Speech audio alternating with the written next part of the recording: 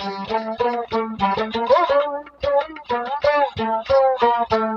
I make guitars out of garbage art. Today I want to show you guys how you can make one too, but you got to keep it a secret because I don't want people to know that I've been hanging out.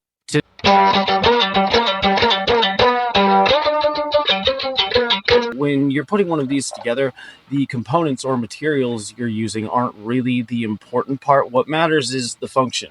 And then you can use whatever you have lying around. First, you're going to decide on a resonator. We're using this Lunchbox, but people have traditionally used cigar boxes, cookie tins. I've used sharps containers, first aid kits. We're using a Lunchbox today. I do not recommend keeping your lunch in it because it's only going to muffle the sound of the guitar and maybe give you tetanus when you eat your sound. Next, you're going to pick a neck. This is just a piece of an IKEA shelf. And you can just eyeball something like this. You're doing a simple one right now. Make sure you got a nice cut on both sides, so that the neck can slide through. So I've pre-drilled the holes here, but this is your neck. And different things can be used for different parts of this. As long as you kind of understand what the parts are doing, you can use whatever you want. So let's call this the head. And today we're using a guitar tuner. But there's a bunch of different things that work. If you don't have one, you can get one of those at a music shop, or you can use an eyebolt.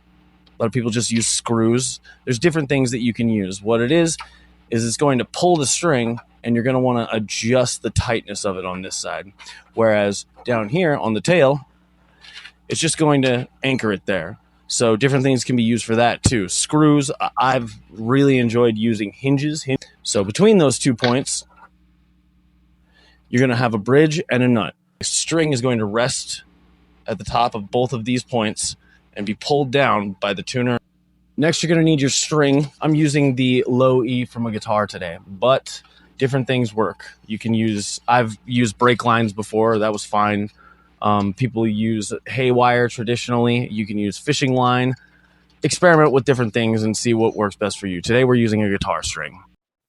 So I've assembled the neck separate from the resonator so you can kind of get a good look at how the thing works, because it really doesn't matter what components you use as long as you're getting all the basic fundamentals sort of covered.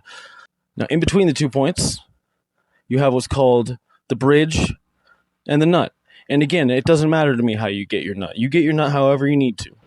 Just pick something that's going to rest the string tight. People use Coca-Cola bottles. I've used bone before. There's a bunch of different stuff that you can use. And this neck is just a steel piece of an IKEA shelf. And you can use a bunch of different things for that as well. You could use a broomstick, or I've used slats from bed frames, anything. But this is the basic spine of your slide guitar. And now the only thing you got to do is put it through one of these, your resonator. So now I've put the neck through the body, the resonator, and I'm just going to cut a little sound hole here, and it's good to go. You just need a shot glass or a socket, or just go buy a slide, anything that's made out of glass or steel or brass that you can slide along the string to play it. And you can make it more complicated with frets. I've made them electric out of smoke alarms, but we'll cover that in another video.